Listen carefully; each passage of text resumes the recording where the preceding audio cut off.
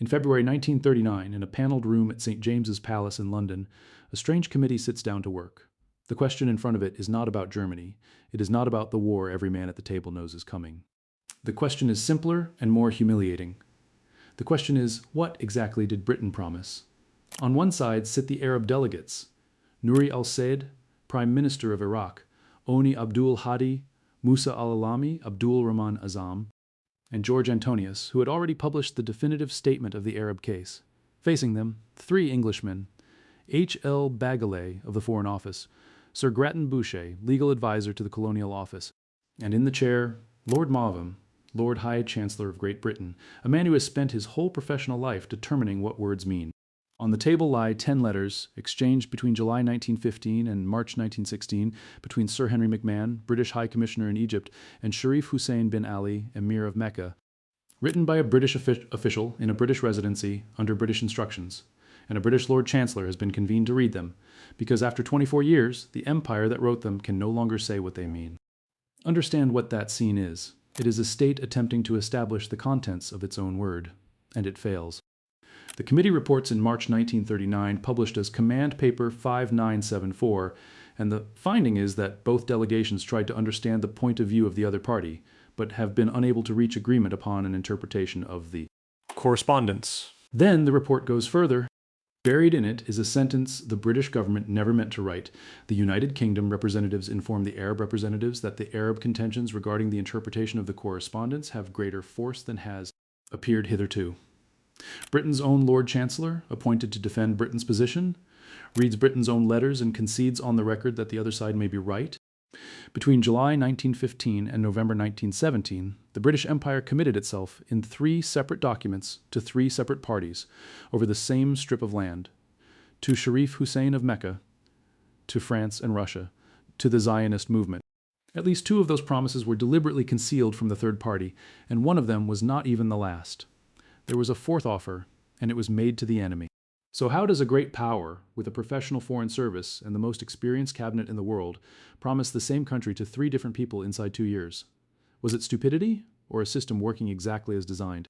The version in the textbooks leaves out the most important chapter. Let me state the thesis plainly, because it is easy to get wrong. There was no plan. No bribe, no receipt, no such document in any archive, and anyone who tells you otherwise is selling you something older and uglier than history. What there was a bankrupt empire fighting a war on credit and running out of things to give away. By the spring of 1917, Britain's overdraft with J.P. Morgan approached $400 million, and its eastern front was dissolving in Petrograd. Separate men, in separate departments, under separate pressures, each needed something urgent from a different party, and each reached for the only asset left that cost the treasury nothing: somebody else's country. Britain did not sell Palestine. Britain promised it, repeatedly, in a currency it did not own. Begin in Cairo in the summer of 1915. At Gallipoli, the empire is feeding men into a peninsula it cannot take. The Ottoman Sultan, as Caliph, has declared a holy war, and London genuinely fears that the Muslim subjects of the British Empire in India, in Egypt, in the Sudan will heed it. Britain needs an Arab of unimpeachable religious standing to say the opposite. In Mecca, there is such a man, Sharif Hussein bin Ali, guardian of the Holy City, a descendant of the Prophet. 10 letters pass between them, in Arabic and in English. Ronald Storrs, the Oriental Secretary in Cairo, is closely involved. A man named Hussein Ruhi handles the Arabic. Remember those names, because the whole edifice of the modern Middle East will come to rest on a single word they translated. The pivotal letter is McMahon's, dated the 24th of October 1915. Britain agrees to support Arab independence, with exceptions. Here's the exception, in McMahon's own words.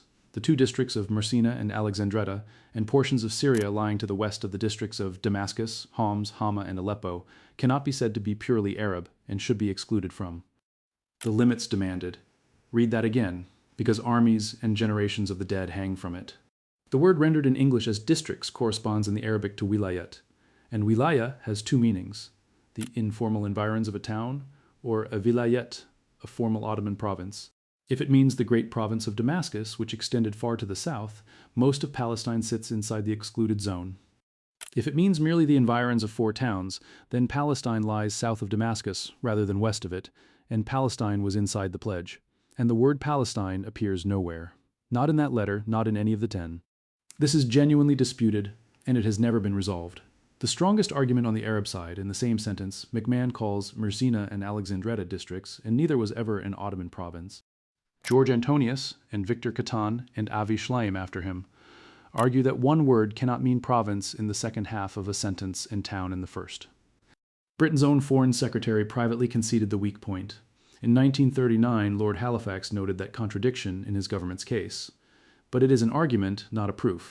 Eli Kedourie and Isaiah Friedman answer that the four towns were named as landmarks fixing a line, not as administrative units, and that the correspondence was never a treaty and bound no one. Antonius himself wrote only that the letter may perhaps be regarded as the most important international document in the history of the Arab national movement. Historians dispute this. Britain's own Lord Chancellor could not close it. And while those letters were still being written, Britain had already begun negotiating the promise that contradicts them. Hussein believes he has an agreement. On the 5th of June 1916, his sons open operations at Medina. On the 10th of June, the revolt is proclaimed at Mecca. Faisal and Abdullah command in the field. In October, a liaison officer named T.E. Lawrence arrives in the Hejaz. On the 6th of July 1917, Lawrence and Auda Abu Tayi take Aqaba from the landward side. On the 1st of October 1918, Arab and British forces enter Damascus. That is the legend, as the story has always been told, and men died in that desert to make it. What the legend does not show you is the ledger. The revolt ran on British gold, shipped in sovereigns. By September 1918, Britain is spending some £220,000 a month. France had put some 1.25 million gold francs into it by the end of 1916. Two European empires bidding for an Arab army with money, while privately agreeing how to divide the land that army was liberating. Lawrence knew. He wrote it down in 7 pillars of wisdom. It was evident from the beginning, he wrote, that if we won the war, these promises would be dead paper. And then I risked the fraud on my conviction that Arab help was necessary to our cheap and speedy victory in the East, and that better we win and break our word than lose. Instead of being proud of what we did together, he wrote, I was bitterly ashamed. Hold on to that word. Fraud. Not mine. His. Now go to a room in London on the 23rd of November 1915, 1 month after McMahon posted his letter to Mecca. Britain's negotiators, chaired by Sir Arthur Nicholson, sit down with François-Georges Picot, lately of Beirut. Within weeks, Sir Mark Sykes, advisor to Kitchener, has taken the talks over. Their business is the corpse of an empire that is not yet dead. On the 3rd of January 1916, the memorandum is initialed. Russia assents in April. The agreement is sealed by letters between Sir Edward Grey and the French ambassador Paul Cambon on the 9th and 16th of May 1916. The map is colored. France takes the blue zone, coastal Syria, Lebanon, Cilicia. Britain takes the red zone, southern Mesopotamia, Baghdad, and Basra with the ports of Haifa and Acre. Then the brown zone, the bulk of Palestine, Jerusalem, Jaffa, Nazareth, Gaza. In the brown area, the text reads, There shall be established an international administration, the form of which is to be decided upon after consultation with Russia, and subsequently with the other allies, and the representatives of the Sharif of Mecca. Read that last clause slowly. The representatives of the Sharif of Mecca. Hussein is named in the very document that partitions the land Britain has implied is his, as a party to be consulted about a decision already taken. He does not know the document exists. On the 16th of December 1915, Sykes told the War Committee he should like to draw a line from the E in Acre to the last K in Kirkuk. It is in the record, and it feeds a myth that 2 men with a ruler drew the modern Middle East. They did not. Sarah Pursley has shown that almost no border of present-day Iraq is a Sykes-Picot line. The agreement gave Mosul to France, and Mosul ended up British. The true claim is narrower and worse. Sykes-Picot established that Arab land would be partitioned by European powers, and it proves that while Britain promised independence to Hussein, Britain was negotiating the carve-up with France. 2 promises. Now the third. By the autumn of 1917, Britain is not a confident empire making a gift. It is a debtor placing a bet. On the 2nd of November 1917, the Foreign Secretary Arthur James Balfour signs a letter to Walter, 2nd Baron Rothschild, for the Zionist Federation of Great Britain and Ireland. The War Cabinet approved it on the 31st of October. 67 operative words. This is the whole of the declaration. His Majesty's government view with favor the establishment in Palestine of a national home for the Jewish people, and will use their best endeavors to facilitate the achievement of this object, it being clearly understood that nothing shall be done which may prejudice the civil and religious rights of existing non-Jewish communities in Palestine, or the rights and political status enjoyed by Jews in any other country existing non-Jewish community. Balfour himself, in an internal memorandum of August 1919, put the Arab population at 700,000. The first mandate census, taken in October 1922, counted 757,182 people, 590,890 Muslims, 83,794 Jews, 73,024 Christians. Almost 90% of the inhabitants of Palestine appear in the document that would govern their future, defined by what they are not. Their civil and religious rights are protected. Their political rights are not mentioned. Neither is the word Arab. No Palestinian Arab was consulted. In that same memorandum, Balfour was blunter than any critic has been since. In Palestine, he wrote, "We do not propose even to go through the form of consulting the wishes of the present inhabitants of the country." And Zionism, be it right or wrong, good or bad, is rooted in age-long traditions, in present needs and future hopes, of far profounder import than the desires and prejudices of the 700,000 Arabs who now inhabit that ancient land. Two men inside the British government saw exactly what was coming. In August 1917, Edwin Montagu, Secretary of State for India and the only Jewish member of the British government, circulated a memorandum titled "The Antisemitism of the Present Government." He recorded his view that the policy of His Majesty's government was anti-Semitic in result, and would prove a rallying ground for anti-Semites in every country in the world. He was not in the five-man war cabinet that took the decision. He attended its meeting of the 4th of October as a guest, arguing against a policy he could not vote on. He lost.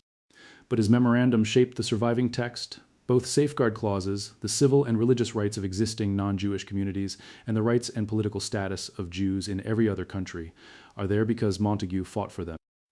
The narrowing of the language from a Palestine reconstituted as the national home of the Jewish people to the establishment in Palestine of a national home came separately in Lord Milner's draft of late August. The only Jewish man in the room was the only man who fought it. 1 week before the declaration, Lord Curzon circulated a paper called The Future of Palestine, asking what was to become of the people already living there. His biographer, David Gilmour, describes Curzon as the only senior figure in the government who foresaw decades of Arab-Jewish hostility. Both men were overruled. The reasons recorded in the archives are strategic, not sentimental. Britain hoped to rally Jewish opinion in a collapsing Russia and keep the Eastern Front alive.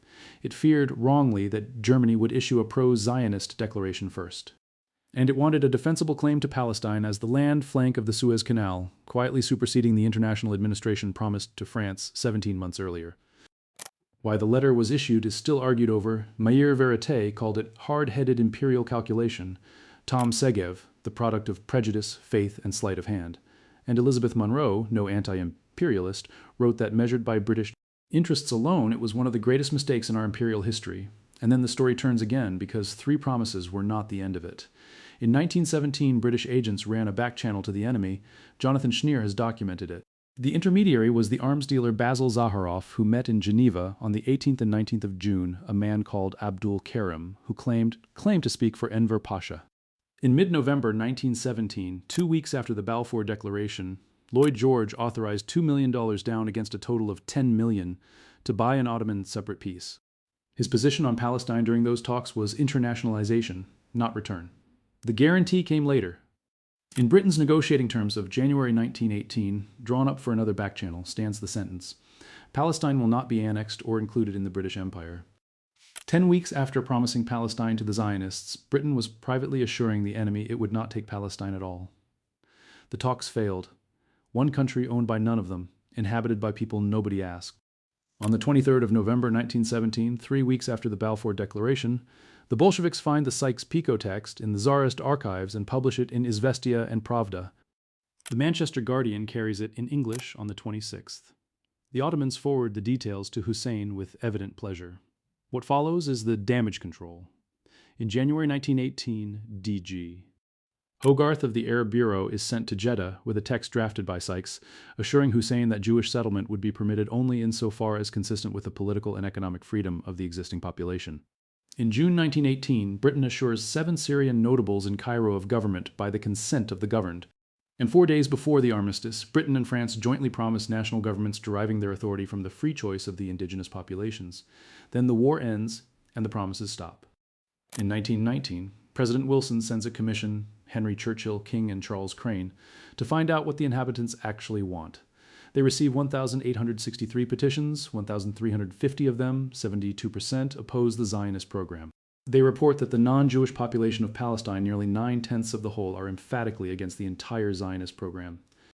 They recommend that the project for making Palestine distinctly a Jewish commonwealth be given up, and warned that such a state could be imposed only by force of arms, requiring an army of not less than 50,000 soldiers. The report is suppressed. Editor and Publisher magazine prints it on December 2, 1922, as a suppressed official document. 3 years too late to matter, because by then the machinery has moved. At San Remo, in April 1920, the Allies allocate the mandates, Syria and Lebanon to France, Palestine, and Mesopotamia to Britain. The Balfour Declaration is written into the mandate for Palestine, confirmed by the League of Nations in July 1922. And what of the family that raised the revolt? Faisal is proclaimed King of Syria in March 1920. On the 24th of July, a French column destroys his army at Maysalun. His war minister, Yusuf al-Azma, drives out to meet the tanks and dies on the field. The French enter Damascus the next day. Faisal is expelled on the 28th. Britain, embarrassed, makes him king of Iraq in 1921, and his brother Abdullah Emir of Transjordan, consolation prizes for a kingdom promised and never delivered. Hussein refused to ratify the Treaty of Versailles in protest at the mandates and forfeited British support. He abdicated on the October 1924. Ibn Saud completed the conquest of the Hejaz the following year. Hussein was removed to Cyprus and died in Amman in June 1931 on a pension in his son's kingdom. The man Britain armed and subsidized in Mecca ended as a guest in a state Britain invented for somebody else. Meanwhile, Britain hardened its story.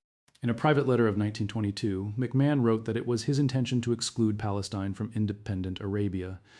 The Churchill White Paper of June 1922 stated in public for the first time that the whole of Palestine west of the Jordan was thus excluded from Sir Henry McMahon's pledge.